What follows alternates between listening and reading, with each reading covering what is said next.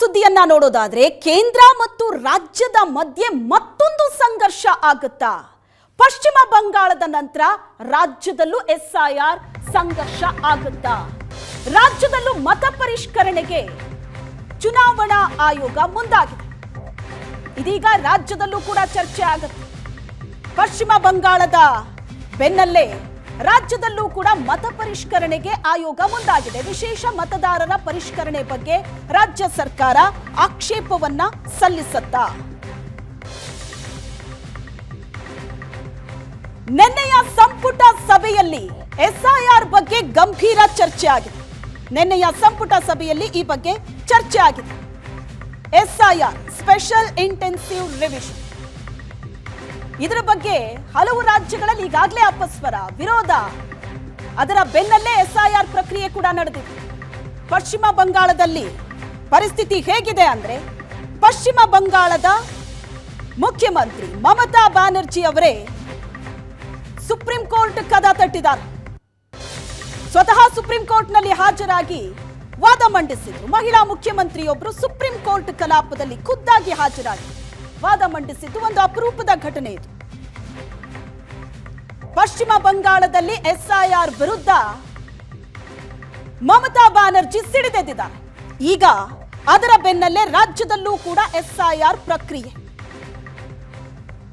ರಾಜ್ಯದಲ್ಲಿ ಈಗಾಗಲೇ ಸಂಪುಟ ಸಭೆಯಲ್ಲಿ ಈ ಬಗ್ಗೆ ಚರ್ಚೆಯೂ ಕೂಡ ಆಗಿದೆ. ಏನಿದು ಎಸ್ಐಆರ್? ದೇಶದ ಮತದಾರರ ಪಟ್ಟಿಯಲ್ಲಿರುವಂತಹ ಹೆಸರುಗಳನ್ನ ಪರಿಶೀಲಿಸಿ ಅದನ್ನ ಸರಿಪಡಿಸೋದು, ಹೊಸ ಹೆಸರುಗಳನ್ನ ಸೇರಿಸೋದು ಅಥವಾ ಹೆಸರುಗಳನ್ನ ಅದರಿಂದ ತೆಗೆದುಹಾಕುವಂತಹ ಅಭಿಯಾನ. ಯಾವ ಆಧಾರದ ಮೇಲೆ? ಸಮರ್ಪಕವಾದ ಡಾಕ್ಯುಮೆಂಟೇಶನ್ ಇರಬೇಕು. ಭಾರತದ ಎಲ್ಲ ಅರ್ಹ ನಾಗರಿಕರು ಮತದಾರರ ಪಟ್ಟಿಯಲ್ಲಿ ಇರಬೇಕು ಅನ್ನೋದೇ ಈ ಅಭಿಯಾನ, ಈ ಕಾರ್ಯಕ್ರಮದ ಗುರಿಯಾಗಿದೆ. ಈಗ ರಾಜ್ಯದಲ್ಲೂ ಕೂಡ ಎಸ್ಐಆರ್ ಬಗ್ಗೆ ಚರ್ಚೆ ಶುರುವಾಗಿದೆ. ಪಶ್ಚಿಮ ಬಂಗಾಳದ ಬಳಿಕ ಎಸ್ಐಆರ್ ಅನ್ನೋದು ರಾಜ್ಯದಲ್ಲೂ ಸಂಘರ್ಷಕ್ಕೆ ಕಾರಣ ಆಗತ್ತಾ? ನಿನ್ನೆಯ ಸಂಪುಟ ಸಭೆಯಲ್ಲಿ ಇದರ ಬಗ್ಗೆ ಗಂಭೀರವಾದ ಚರ್ಚೆ ಆಗಿದೆ.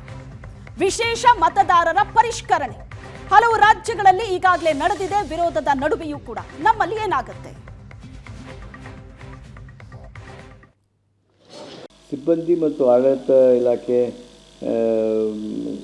ಆಡಳಿತ ಸುಧಾರಣಾ ಇಲಾಖೆಗೆ ಸಂಬಂಧಿಸಿದ ಹಾಗೆ ಭಾರತ ಚುನಾವಣಾ ಆಯೋಗವು ಉದ್ದೇಶಿಸಿರುವ ಮತದಾರರ ಪಟ್ಟಿಯ ವಿಶೇಷ ಸಮಗ್ರ ಪರಿಷ್ಕರಣೆ ಕುರಿತು ರಾಜ್ಯ ಸಚಿವ ಸಂಪುಟ ಇವತ್ತು ಪೂರ್ಣವಾಗಿ ಚರ್ಚಿಸೋದಕ್ಕೆ ಸಾಧ್ಯ ಆಗಲಿಲ್ಲ.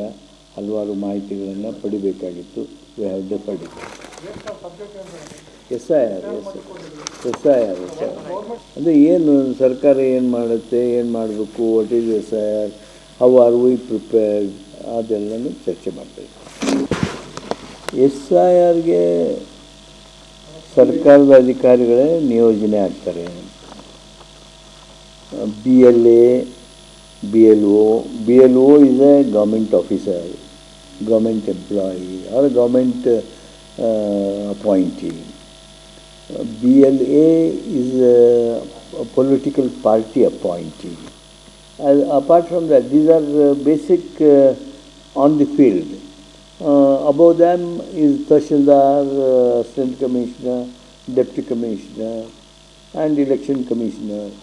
This is the hierarchy. ಅಲ್ಲ, ಯಾರ್ಯಾರು ಇರಬೇಕು ಅಂತ ಕೊಟ್ಟಿರ್ಬೋದು. ಅದ್ರ ಬಗ್ಗೆ ಈಗೇನು ವ್ಯತ್ಯಾಸಗಳೇನೂ ಇಲ್ಲ.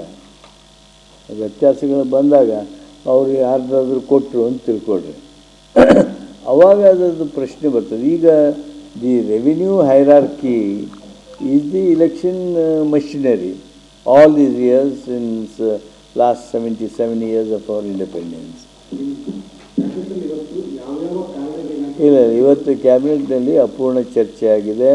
ಹೆಚ್ಚಿನ ಮಾಹಿತಿಗಳು ಏನೇನು ಬೇಕು ಅನ್ನೋದು ತಿಳಿಸಿದ್ದೀವಿ. It is deferred. ಈಗ ಮ್ಯಾಪಿಂಗ್ process has begun.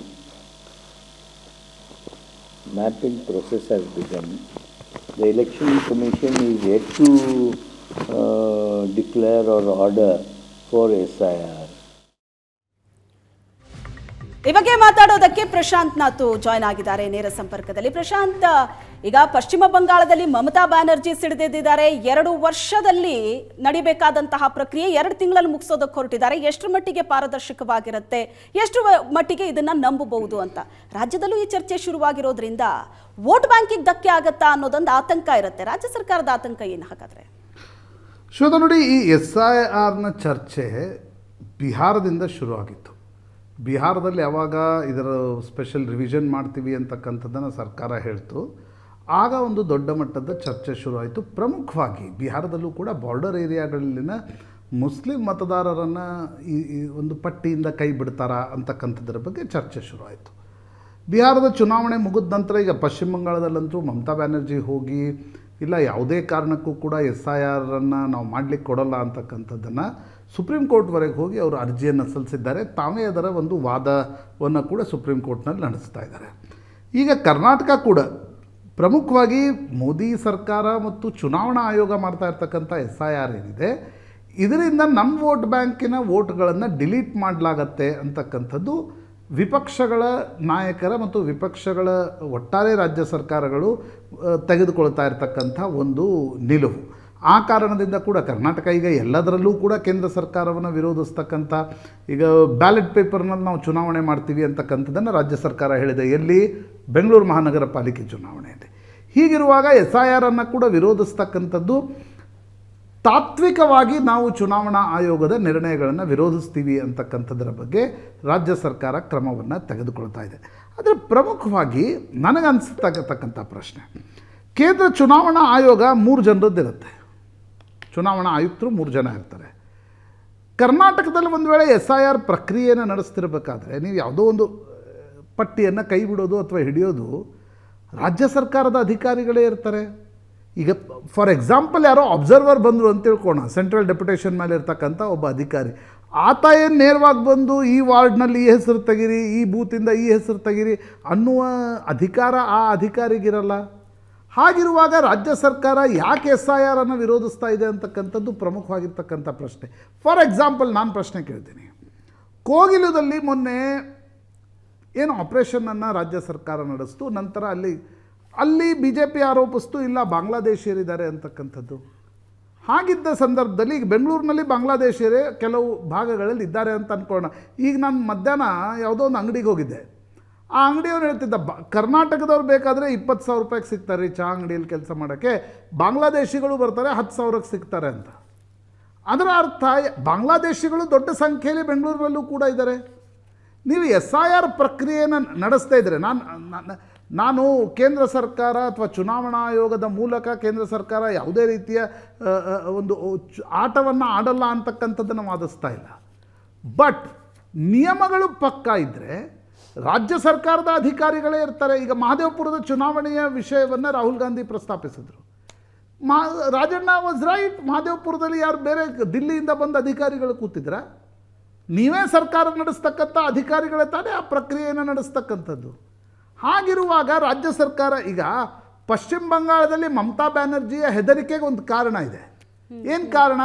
ಚುನಾವಣೆ 2 ತಿಂಗಳು ಇರ್ತಕ್ಕಂಥ ಸಂದರ್ಭದಲ್ಲಿ ಕೇಂದ್ರೀಯ ಅಧಿಕಾರಿಗಳನ್ನು ಕಳಿಸಿ ನೀವು SIRನ್ನು ನಡೆಸಿದರೆ ಅದು ನನಗೆ ವಿರುದ್ಧವಾಗಿರಬಹುದು ಅಂತಕ್ಕಂಥದ್ದು ಅವರ ಆತಂಕ. ಸರಿಯೋ ತಪ್ಪೋ ಸುಪ್ರೀಂ ಕೋರ್ಟ್ ನಿರ್ಧಾರ ಮಾಡುತ್ತೆ. ಚುನಾವಣೆಗೆ 2.5 ವರ್ಷ ಇರ್ತಕ್ಕಂಥ ಸಂದರ್ಭದಲ್ಲಿ, ಇನ್ನು ಕರ್ನಾಟಕದ ಚುನಾವಣೆಗೆ 2.5 ವರ್ಷ ಇದೆ. ಹಾಗಿರುವ ಸಂದರ್ಭದಲ್ಲಿ ತರಾತುರಿಯಲ್ಲಿ ಕೇಂದ್ರ ಸರ್ಕಾರದ ಅಧಿಕಾರಿಗಳು ಬಂದು SIR ನಡೆಸ್ತಾರ? ನಡೆಸೋದು ರಾಜ್ಯ ಸರ್ಕಾರದ ಅಧಿಕಾರಿಗಳು. ತಾತ್ವಿಕ ವಿರೋಧ ಬಿಟ್ಟರೆ ಶ್ವೇತಾ ಅವರೇ, ಈಗ ನರೇಗಾಗೆ ಸಂಬಂಧಪಟ್ಟಂತೆ ಒಂದು ನಿರ್ಣಯವನ್ನು ವಿಧಾನಸಭೆ ತೆಗೆದುಕೊಳ್ತು, ನಥಿಂಗ್ ರಾಂಗ್ ಇನ್ ಇಟ್. ಆದರೆ ಆ ನಿರ್ಣಯಕ್ಕೆ ಕೇಂದ್ರ ಸಂಸತ್ನಲ್ಲಿ ಪಾಸ್ ಮಾಡಿ ರಾಷ್ಟ್ರಪತಿಗಳ ಅಂಕಿತ ಹಾಕಿದಾಗ ಆ ನಿರ್ಣಯಕ್ಕೆ ಸಂವಿಧಾನಾತ್ಮಕವಾಗಿರ್ತಕ್ಕಂಥ ಅದು ಬೈಂಡಿಂಗ್ ಇರೋಲ್ಲ ಕೇಂದ್ರದ ನಿರ್ಣಯಕ್ಕೆ. ಅದೇ ರೀತಿಯಲ್ಲಿ ನನಗನ್ಸುತ್ತೆ ಈಗ SIRನ್ನು ನೀವು ವಿರೋಧಿಸ್ತಾ ಇದ್ದರೆ ತಾತ್ವಿಕವಾಗಿರ್ತಕ್ಕಂಥ ಕಾರಣಗಳ ಮೇಲೆ ವಿರೋಧಿಸೋದು ಪೊಲಿಟಿಕಲ್ ಪಾರ್ಟಿಯಾಗಿ ಸರಿ.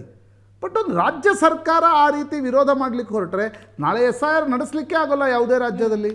ಅದರ ಅರ್ಥ ಏನು? ಪಟ್ಟಿ ಹೆಂಗಿದೆ ಹಾಗೆ ಇರಲಿ, ಯಾರು ಅದರಲ್ಲಿ ಬೋಗಸ್ ಇದ್ದಾರೆ, 2 ಕಡೆ ಯಾರಿದ್ದಾರೆ, 3 ಕಡೆ ಯಾರಿದ್ದಾರೆ, ಅವ್ರನ್ನ ತೆಗಿಲೇಬಾರ್ದು ಅಂತಕ್ಕಂಥದ್ದು ರಾಜ್ಯ ಸರ್ಕಾರ ಹೇಳಲಿಕ್ಕಾಗತ್ತಾ? ಸೊ ನನಗನ್ಸುತ್ತೆ ಸುಪ್ರೀಂ ಕೋರ್ಟ್ ಪಶ್ಚಿಮ ಬಂಗಾಳದ ವಿಷಯದಲ್ಲಿ ಏನು ಹೇಳುತ್ತೆ, that is very important and crucial ಅಂತ ಅನ್ಸುತ್ತೆ. ಎಸ್ ಪ್ರಶಾಂತ್.